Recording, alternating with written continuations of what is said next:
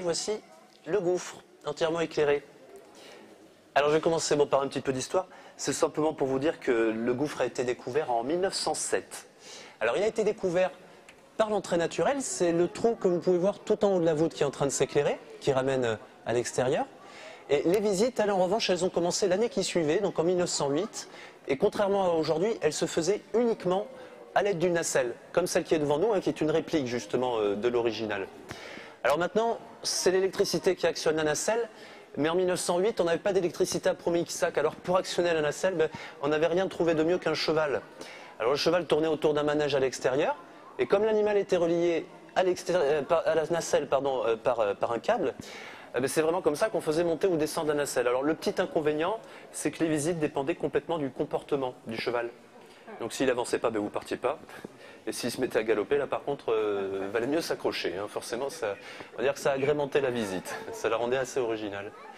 Et alors ce qu'il y a d'autre de particulier dans le gouffre, à part la nacelle et l'entrée naturelle, ce sont les 4 gros blocs de calcaire accrochés contre les parois, qu'on appelle généralement des concrétions, mais ici plus particulièrement on les appelait des fontaines pétrifiantes. Alors on les a appelés comme ça parce que le peu d'eau qui s'en écoule est très chargé en calcaire et du coup tout ce qui se retrouve en dessous finit par se recouvrir de calcaire. On a d'ailleurs mis des poteries sur des tables en dessous des fontaines pour qu'elles se recouvrent de calcaire. Alors ça donne un effet assez particulier que je vais vous expliquer une fois qu'on sera en bas.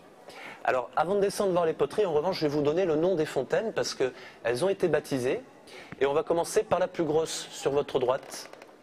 Alors celle-ci a pris le nom de Méduse.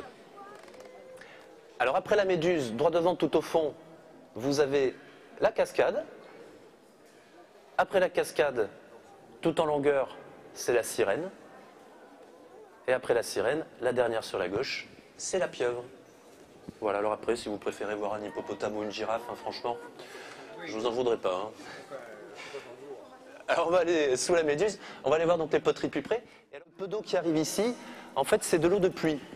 Alors elle se charge en calcaire en traversant la roche qui est au-dessus de nos têtes. Et puis après, elle redépose petit à petit le calcaire sur les poteries qui sont devant nous.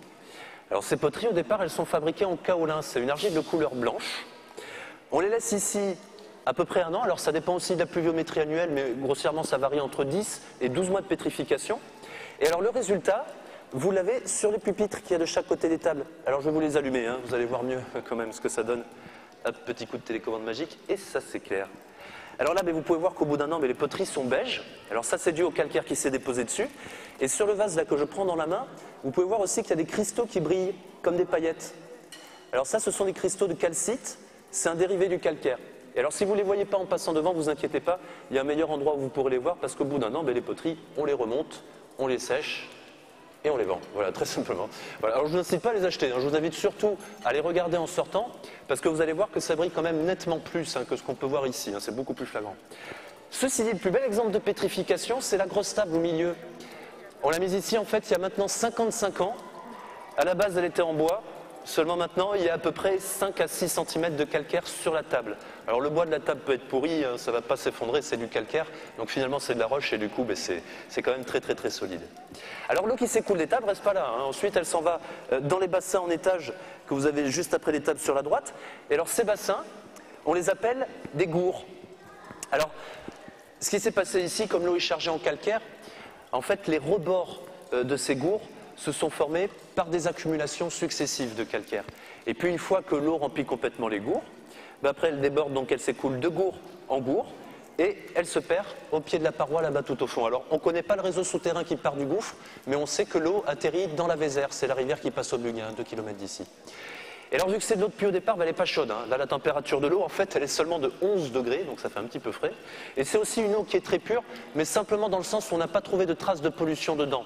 Parce que comme elle est très chargée en calcaire, là, elle a été déclarée non potable. Si vous la buviez tous les jours à chaque repas jusqu'à la fin de votre vie, grossièrement, il vous arriverait à peu près la même chose qu'à la table. Donc ce n'est pas très très rassurant, je pense que c'est même d'ailleurs assez dissuasif.